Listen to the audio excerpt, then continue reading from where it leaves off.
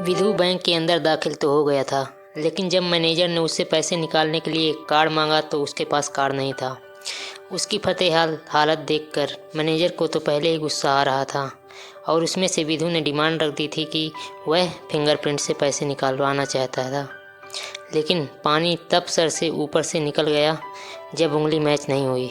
Manager ने phone निकाला और पुलिस को फ़ोन लगाने लगा। अरे अरे, ये क्या कर रहे हो सर? देखिए देखिए सर, मेरी बात सुनिए। मैं कोई क्रिमिनल नहीं हूँ। हो सकता है मैंने गलत उंगली लगा दी हो। बस आप मेरे को एक लास्ट बार फिंगरप्रिंट लगाने दो प्लीज़, विधु ने उसके सामने हाथ जोड़ते हुए कहा। मैनेजर उठकर कहता है कि देख, अगर ये उंगली ना लगी ना तो फिर ये मत कहना कि मैं अगली उंगली ट्राई करके देखता हूँ। बार बार ऐसा नहीं चलेगा। अगर ये वाली उंगली नहीं लगी तो मैं सीधा पुलिस को फ़ोन करूँगा, मैनेजर ने विधु को धमकाते हुए कहा। उसने एक हाथ में मशीन और दूसरे हाथ में मोबाइल फ़ोन पकड़े हुए था। उसने अपने स्क्रीन पर पुलिस का नंबर खोल रखा था और उसका अंगूठा हरे बटन पर ही टिका हुआ था। इधर विधु ने अपनी उंगली को पैंट से साफ किया और भगवान का नाम लेके मशीन में लगा दिया। जैसे ही उसकी उंगली मशीन पे पड़ी, अब की बार फिर एक आवाज़ आई और वो चमक कर हरी हो उठी। तभी मैनेजर के मोबाइल में एक मैसेज आया। मैनेजर ने उस मैसेज को पढ़ना शुरू किया।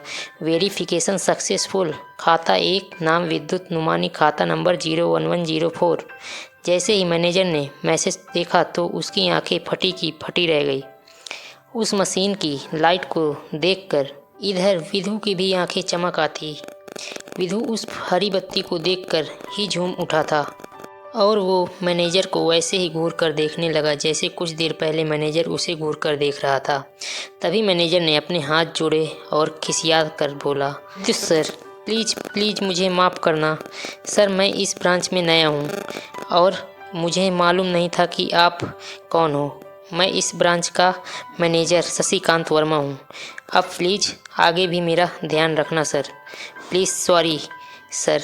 हाँ हाँ ठीक है, तुम मुझे ये बताओ कि मेरे खाते में कितने पैसे रखे हुए हैं, विधु ने कहा और वो अब सोफे पर बैठ गया। मैनेजर उसके सामने खड़ा हुआ था और उसके खाते की जानकारी अपने फ़ोन पर ही निकालने लगा।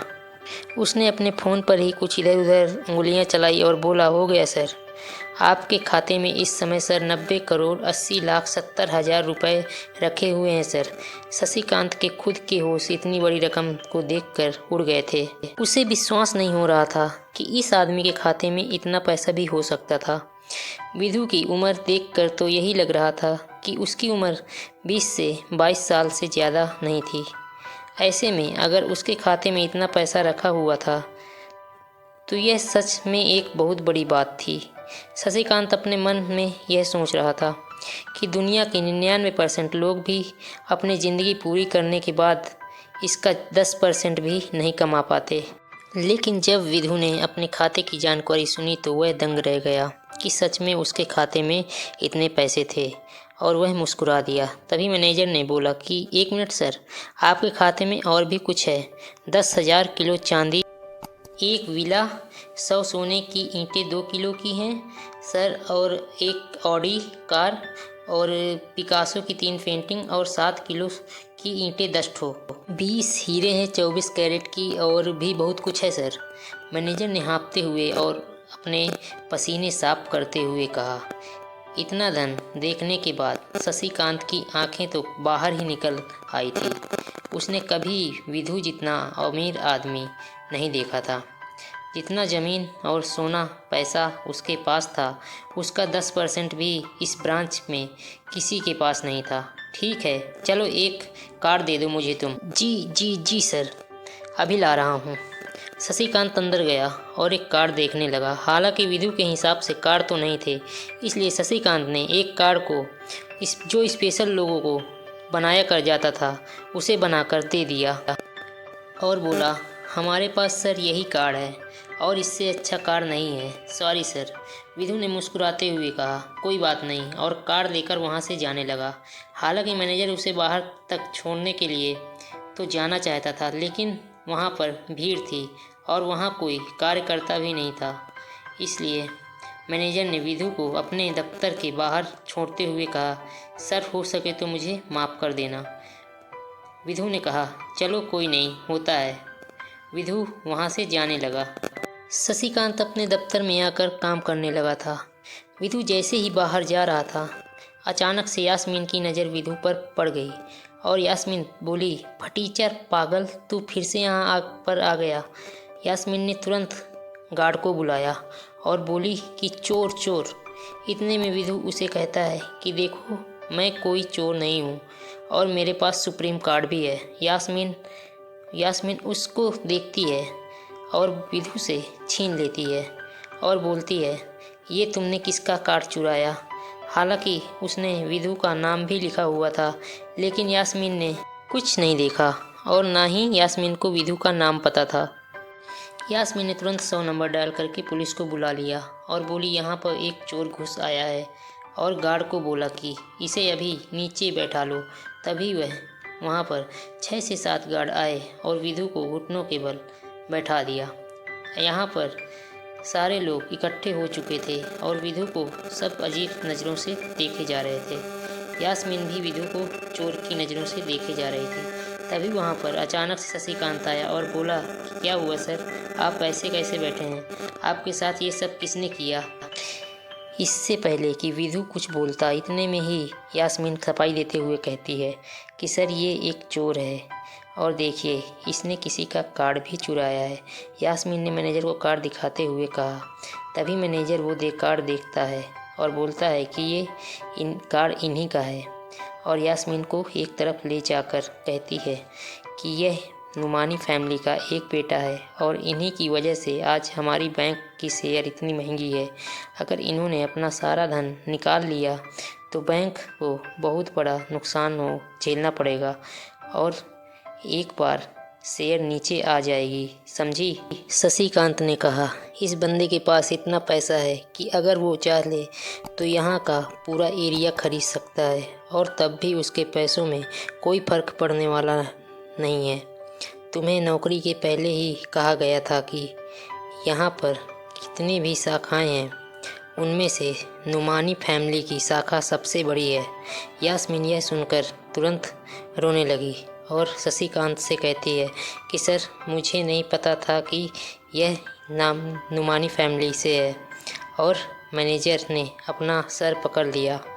तभी मैनेजर को याद आया कि जब उससे भूल हो सकती है उस लड़के को पहचानने में, तो यास्मीन से तो हो ही सकती है।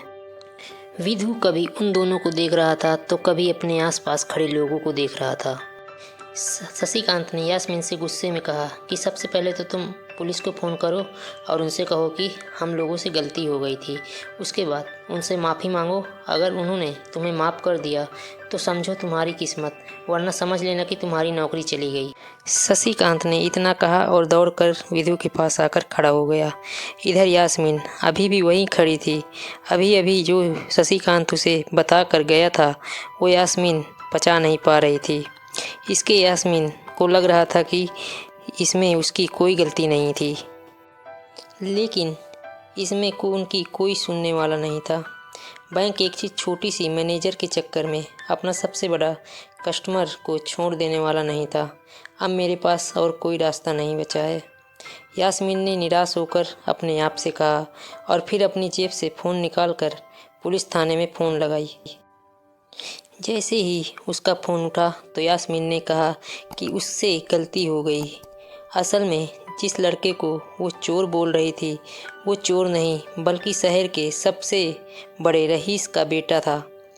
तो उधर से आवाज़ आती, मैडम सॉरी, लेकिन अब तो पुलिस थाने से गाड़ी निकल चुकी है।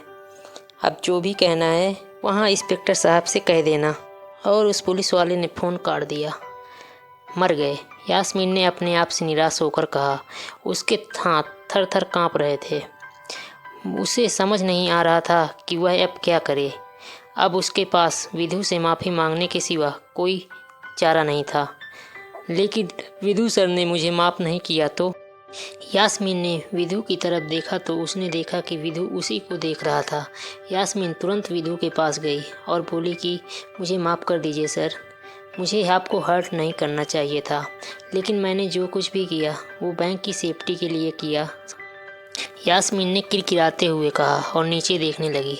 इट्स ओके, कोई बात नहीं, विधु ने कहा और उसने उसके हाथ से अपना सुप्रीम कार्ड लेकर निकल गया। यास्मीन को तो अपने कानों पर विश्वास ही नहीं हो रहा था। वो मान ही नहीं पा रही थी कि विधु ने उसे माफ़ कर दिया था। उधर विधु को यकीन नहीं हो रहा था कि वह रातों रात इतना अमीर हो गया था। आखिर विधु इतने पैसों का क्या करने वाला था? क्या उसके खाते की तरह वो भी रातों रात बदल जाता? ये पैसे उसकी ज़िंदगी को क्या दिशा देने वाले थे? आखिर क्या होगा अब? अपने जवाब कमेंट में ज़रूर बताएं और जानने के लिए सुनते रहिए journey from property to rich, सिर्फ A1 लाइफ FM पर।